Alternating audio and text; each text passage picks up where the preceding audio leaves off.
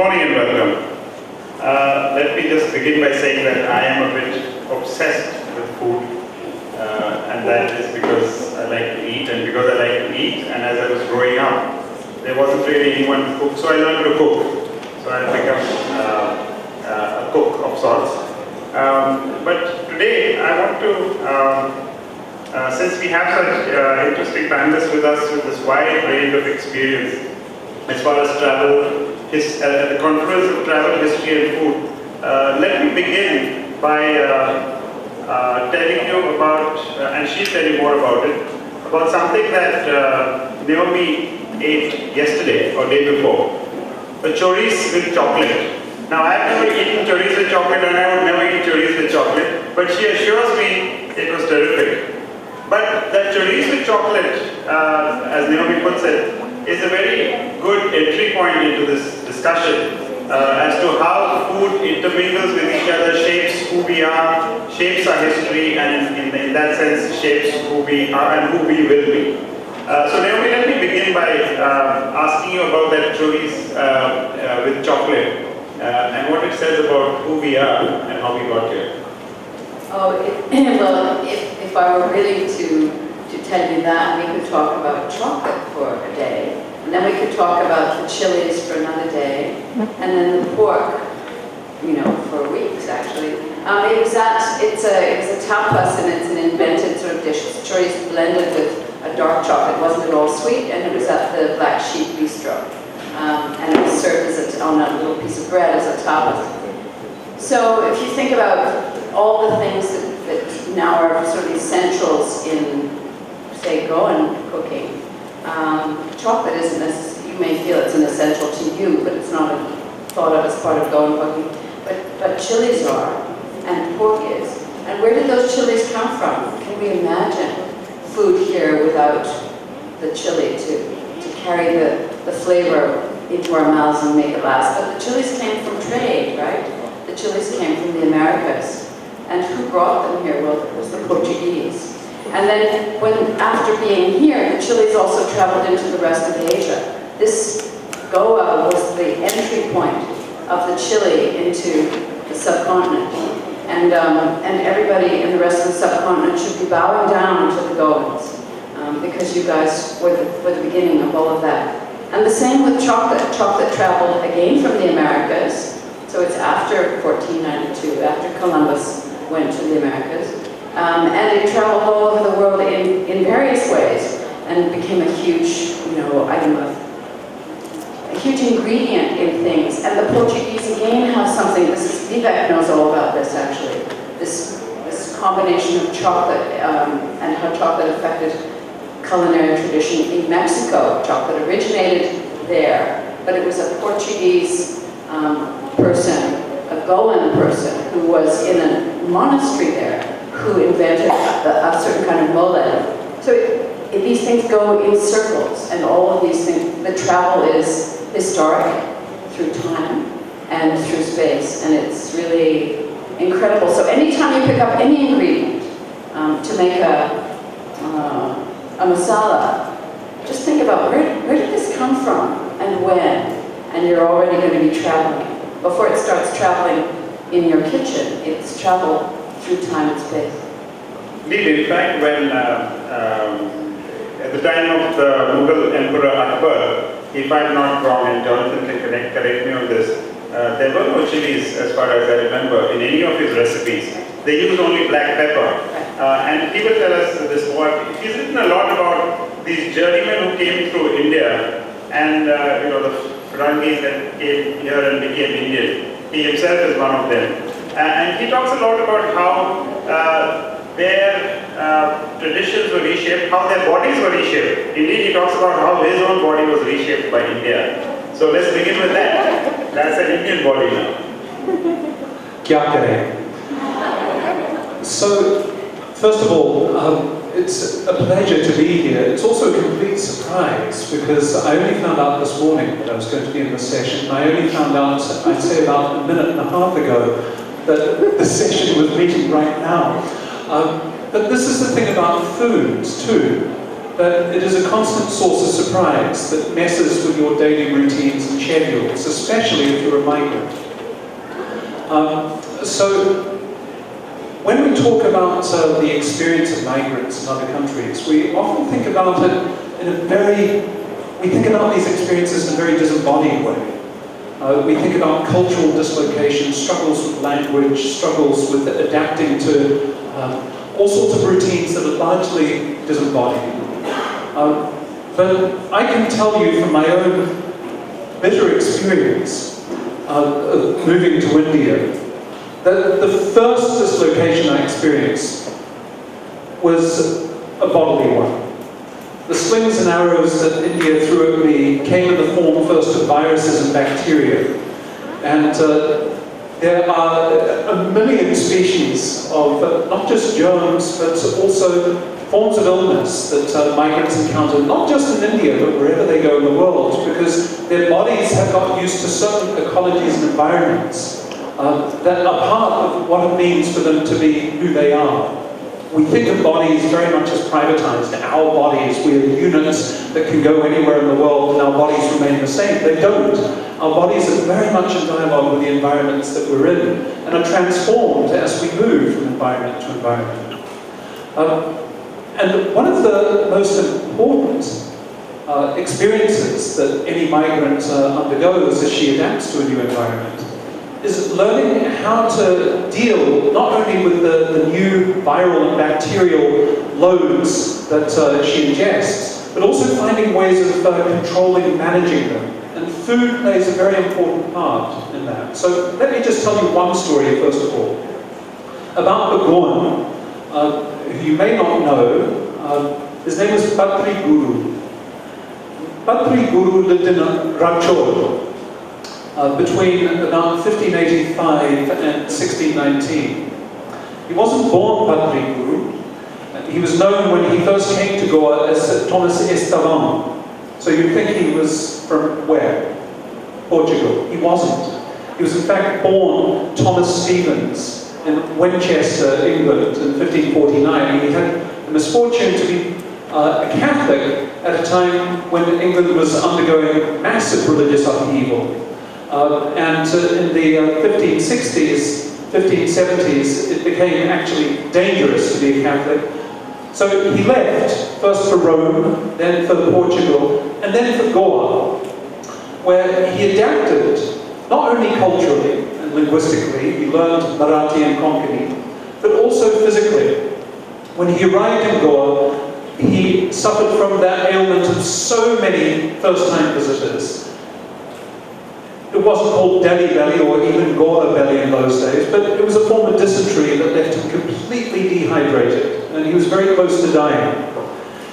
Miraculously, he recovered as a result of one substance. He wrote a long letter to his father from Goa, in which he described his trip to Goa around the Cape of Good Hope in Africa.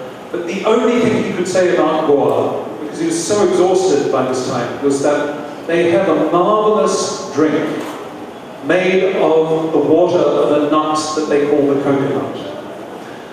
Thomas Stevens became Thomas Estevam, became Patri Guru because of Nariyal Pani. Nariyal Pani addressed his dehydration, gave him electrolytes he needed, gave him a sense of new life in Goa. And he became something of an evangelist for the coconut. He spent the rest of his life writing about the coconut and its various forms and usages.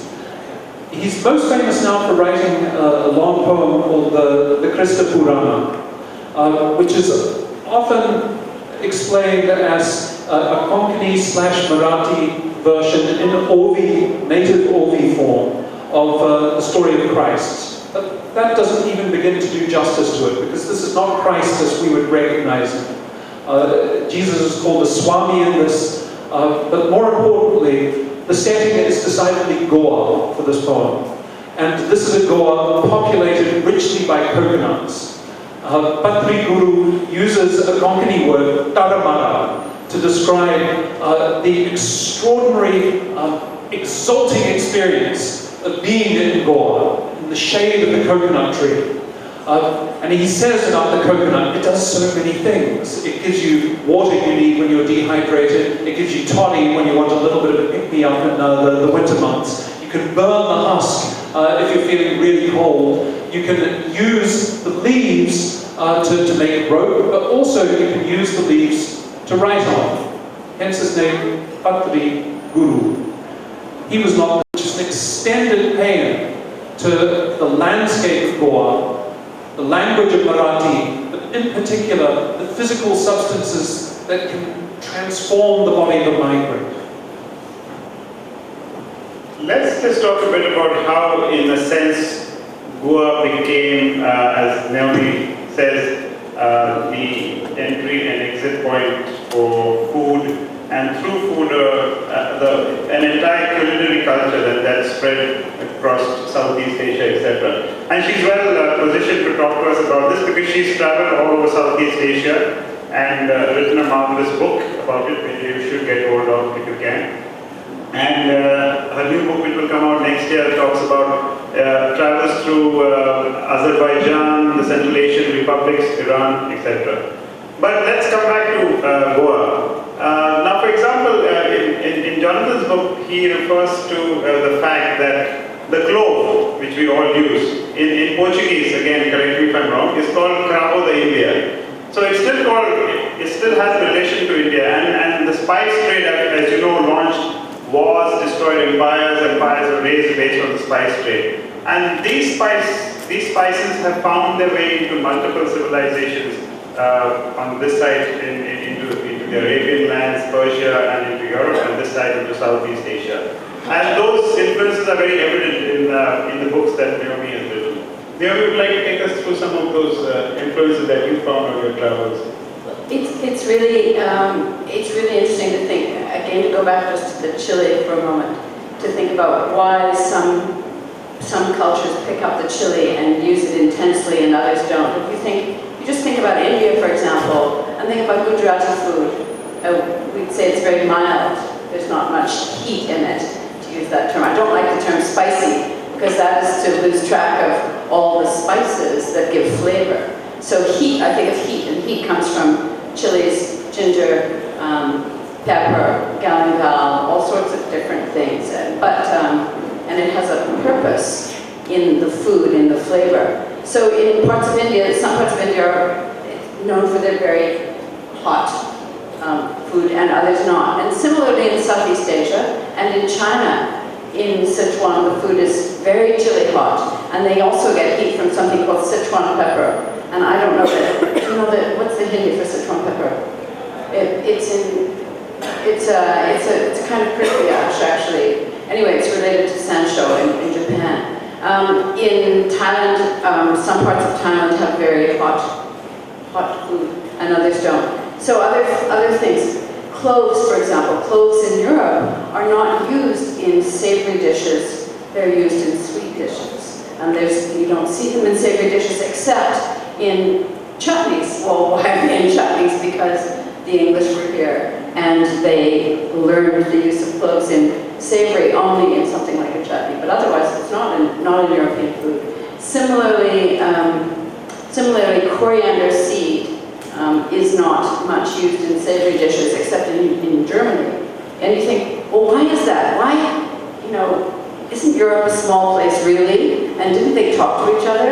And why is it so different? Well, it is different, but then India is a large place, yes, but locally, why are there these differences? And that's the thing that always has interested me, that it's available and some people pick it up and use it and make it their own. And for others, it remains that strange thing and they develop a reason for not using it. They say, it's bad for you, it's too heating, or it's too cooling, or my grandmother said it was bad for me, or whatever. And so we treat some spices and some flavors stay perpetually other and foreign. And some we take in and we say, that's mine, that's ours. And we argue with people who say, well, actually that came from Goa, and somebody from the Punjab will say, no, that's ours. No, that's not Goa, and that's mine. So we take possession of some foods as we take possession of some people, and others we treat as foreigners. and as dangerous to us as people we dislike. And so food is, for me, the same. It's an immigrant question, actually. Foods are immigrants and emigrants in the same way as people are. And so I think at any point when somebody hands you something and says, try this, it's from, I don't know, let me invent something. It's from South America, some dish. Well, the first reaction is often, ooh, what's in it? Because we don't want to put that foreign thing inside us. We don't want to accept it. And we do this with children all the time. They say, well, and you say, well, have a taste. It's a process that we actually are all going through all our lives. And this is a process of immigration and acceptance. And so my job in what I do, which is write books about cuisines other than North American, but of course they're the cuisines of many people who end up immigrating, because I live in an immigrant culture in Canada, is to try and get people to connect with, try and get, say, North Americans, to connect empathetically with people from another place by connecting with their food. Because once you've cooked somebody else's dish in your kitchen, you've taken it into your life, it's traveled into your house, and then you're committed to it once you eat it. And then maybe you feel a connection to that person in Burma who taught me the dish. And that's another form of food and travel, and I feel it's enormously important. And I think it's sort of for communitarian understanding. I think food is a marvelous transmitter of understanding and empathy. So this is the other kind. This is not the invasion of the microbes or thing. It's the other thing. It's the emotional travel, and I think food is the thing that helps us travel emotionally.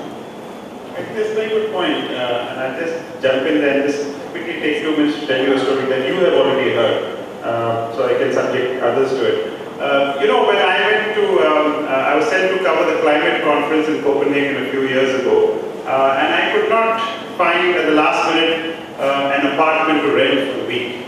And I finally found one through one of those sites, and it said it was just too expensive. And my paper in Delhi said, the Hindustan Times said, that's just too expensive. So I got in touch with this young man who owned the apartment, and I said, listen, I was desperate. So I said, if I cook you a nice meal, will you do something about this? So he said, what would you cook me? He was serious about it. So I said, okay, look, here's my blog. And he said, okay, he went back, saw it, the next day he said, so what will you cook? So I said, look, there's my grandmother's Goan fish curry. How about that? He got back again the next day, he said, if you cook that, I will reduce your weekly rent by 1,000 euros. I said, okay, done. I have to do it. So, I completely do not believe in traveling with my spices. I always eat whatever is available in any part of the world or India. But the one thing I always take with me is kokum. I cannot travel without kokum. So I took kokum with me as I always do, and I made the fish curry. It was a big hit. Only recently, which I forgot to tell you, he got back to me. He's now married and he has a child. And he said, you know what? I found kokum in London somewhere, and he got it back down to Denmark. So who knows, maybe in a few years, in Copenhagen, they might be making fish curry with kokum. So I want to ask you, taking off from that, is there a kind of, based on what Naomi said, is there an inflection point at which food from outside is incorporated into tradition and then becomes a part of history? I think there's so many possible answers to that question, because I think food is always historical. It's always embedded in larger networks of production, trade, culture, etc. And think about the mango, for instance, and the way in which the mango has, in addition to being a very tasty fruit, become so symbolically dense in India. Even the expression "aam aadmi" already takes us away from the mango, even as it's based on it. So let me tell you a story about an aam aadmi from the 16th century. Someone named Garcia Daurda, a name that should be familiar to you if you've spent time in Panaji, because the municipal park there is called Garcia Daurda Park. it amazes me how much of his story has fallen away from the public record, because he's now regarded as a great doctor, often still as a Portuguese patriot who is vital to the Portuguese getting a foothold in Goa. He arrived in 1534 with a fairly nasty piece of work. The then Viceroy of Goa, who'd got a reputation for genocide in Brazil, and so the Portuguese thought it'd be useful to send him to India as well to see what he could do there. And Garcia da Horta came as his personal physician. And he wrote the first book on tropical medicine, based to a large extent on his experiences, his experiments in his own garden in Goa, where he grew all sorts of indigenous plants, many of them drugs, many of them food. It's important to note that the relationship between food and drugs historically has often been very porous. He tried out most of these drugs and foods in his body to see what would happen. And the foods that he seemed to take the biggest shine to was the almond, the mango.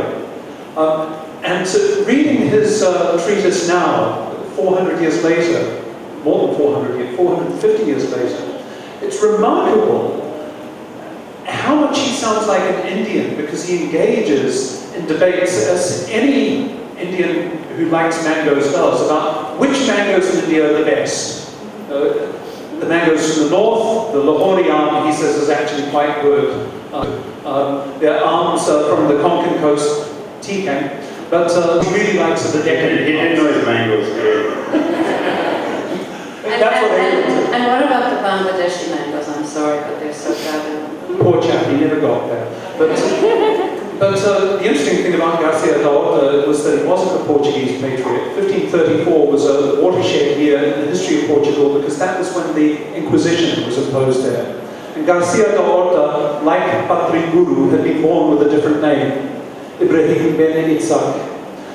He was a Marano Jew who fled Portugal in 1534, hoping to escape the Inquisition, wagering that it wouldn't catch up with him.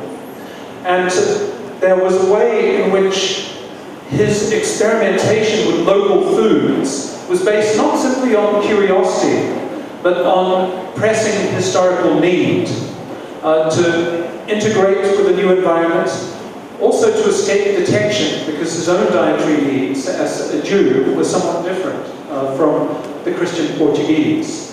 So his fascination with the mango can be seen as not simply the peccadillo of a migrant who had come here and found some fascinating new fruit, but as a historical imperative that he was eating, to find foods that he could actually live with according to his undercover religious tradition.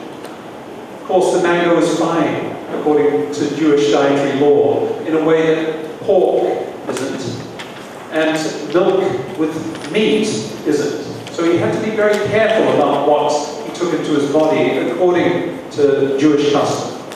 So the coconut would be a blessing as well, because then you can use the coconut as oil, and it's solid at a cooler temperature, so you can use it as a butter substitute, coconut milk, and so that was an enormously helpful thing who came here.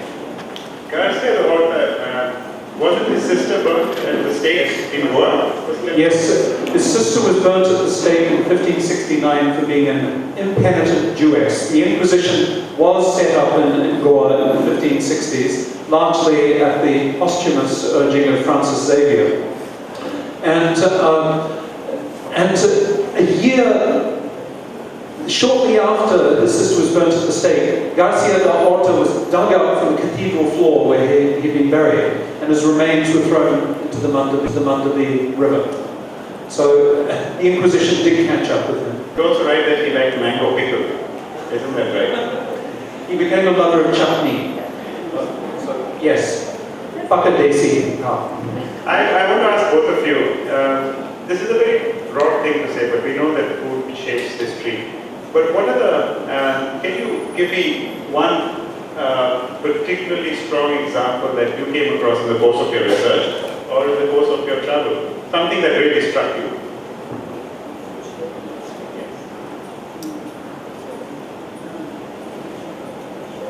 speak. I want to just, I'm going to go in another place because it's the first thing that's come into my head. One of the things we can think of is that language sometimes tells us how food arrived. Well, for example, the name of the clove. Since we're at a literary festival, we can bring language into it. And this is a very small discovery, but when I was in Thailand and doing my work on the Burma book and in northern Thailand, it was really interesting to discover that in central Thailand and southern Thailand, a potato, which again is another thing that came into Thailand after the discovery by the Europeans of the Americas and eventually traveled to Thailand with the Portuguese. So in central Thailand, because the Portuguese were in Bangkok very early trading, it's called manfaran, which is like a root, a foreign, a foreign vegetable, foreign root, basically. And but then when you get to the Shan states of Burma, and you get to northern Thailand, which really were sort of a continuous area before the national boundary, there were wars and so on, and things moved back and forth. But there was a lot more trade across that border than there was between northern Thailand and central Thailand. The potato is called, come on, anybody guess? The potato is called alu, okay? And so it's so amazing to be in northern Thailand and hear somebody talk about an alu when, I know the word from here, and that's of course because the potato reached that part of Thailand from Burma, which in turn it had come from subcontinent across Burma and into northern Thailand. And that's the wonderful thing about paying attention to food and language, because there are these lovely hints and echoes. And the word for another one is that the word for cabbage, which has just gone out of my head now that I'm talking about it, the word for cabbage in Thai is actually from the Persian. It's a Farsi word. It's just gone, I'm sorry. But it's because a certain kind of cabbage came, and there were Persians in the court of Thailand in the 16th century. So this word, I mean, how's that? I don't know. I don't know the story otherwise, but it's very exciting to think about that, those early transmissions. When we think of our world now being connected, it's nothing in some ways compared to how those connections happened early. Yeah, another example would be chini from China. The historical food I'm thinking of is khichdi. So, two Englishmen at Jahangir's court in Ajmer in 1615 and 1616. Two very different Englishmen who were standing on either side of a fault line that retrospectively is almost epochal. And these two men, both named Thomas. One is Thomas Coriat, an eccentric who walked all the way from England to India in 1613. And the other one is Thomas Roe, King James's ambassador to Jahangir, who came by the sea route. Thomas Roe believed in an irreducible Englishness that should absolutely resist the depredations, the contaminations of whatever foreign environment it finds itself in. And as a result, he asked the people in his retinue to wear only English clothes while they're in Ajmer, including taffeta and silk, despite the fact that the summer temperature in Ajmer reaches 45 degrees. So you can imagine how these English people coped with that. They were often keeling over. Thomas Coriat, by contrast, was this eccentric who loved embracing everything he encountered. He wanted to try out every food, try out every gesture, try out every language that he heard. And he'd been mugged en route to India, and he arrived in Ajmer penniless. And as far as we can tell, reading between the lines of letters he sent back home, he was forced to beg in the gullies of Ajmer, and became a fakir. He learned Persian, he learned Arabic, he learned local Rajasthani dialect. He learned also the gestures of fakirs. And he passed as a beggar in Ajmer. One poignant moment in a letter he wrote back home was when he praised Jahangir for his generosity during the Urs Mela at the Dargah of Muinuddin Chishti for cooking what he called rice and lentils, i.e. khichdi, in huge days that 5,000 people could eat from at a time. This is how Koryat survived in India, while Rowe, who later became the architect of the farm that granted to the East India Company special trading privileges, Rowe spent most of his time in Ajmer flat on his back because he was sick and refused the food that came locally. He wanted to eat English-style food cooked Indian style, and his body couldn't adapt.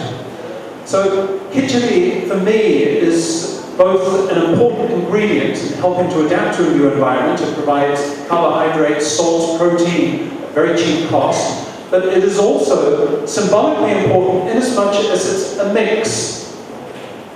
We use khichdi now to mean something that is neither this nor that. It combines multiple elements. Thomas Koryat was himself a khichdi, an Englishman who had become an Indian as a result of his adaptations culturally but also physically to his environment. Thomas Rowe, however, by contrast, insisted on being purely English.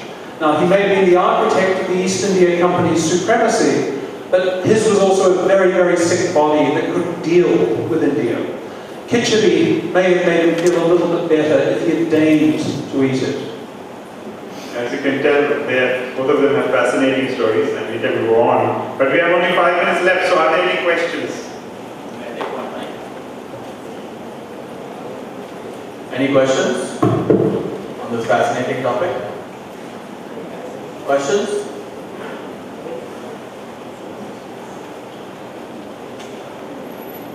This is for Jonathan. I'm just interested in knowing how did India really change you physically? Me personally? Yes. Well, there are all sorts of changes, including subtle ones. Without even realizing it, I'd started doing the head waggle when talking with people. I mean, we are mimetic creatures. We do imitate. We adapt. Despite cultural traditions that insist we are a certain way and must not deviate from that way.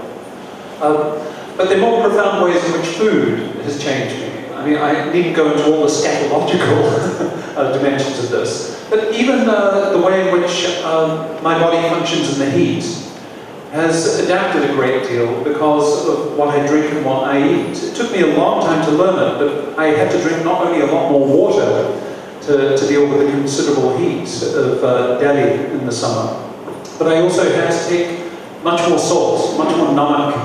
I've come to realize why namak is also so symbolically important here. It's such an indispensable commodity because we sweat so much, we lose so much body salt. As a result, also, my bodily rhythms have changed. In order to cope with the heat of India, I had to take naps in the middle of the day in a way that I would have never dreamt of in a hard-working Protestant Anglo-Saxon culture like England or New Zealand. It was a nap. What, a nap in the middle of the day? You're fired. So there are all sorts of subtle ways in which our bodies have to adapt physically, routine-wise, temporally, gesturally, to being in a new environment. Any other questions? If not, I would urge you to definitely go and read his book. The Ferrantis is full of all these fascinating tales. And Naomi's unfortunately are not available here, but maybe you can order them on Amazon. Well, the wonderful thing about books is we love them because we can hold them and they're physical. But that means that when they're published in North America and the audience is in India, there are a number of oceans in between. And so it's a little bit difficult. And some of my books do exist as ebooks as well.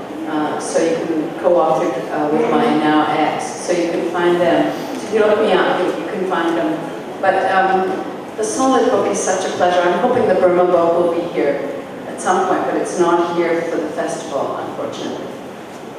I'm lucky enough to have got a book out of her, so I have that, so I'm going to try a lot of that. There's something that she refers to very often, and I think is at the base of all that she writes, is the joy of not knowing. And I think that joy of not knowing has taken her to all these places. And thanks to that, she's written that book which has now reached me. The time's up. Thank you very much for being a great audience.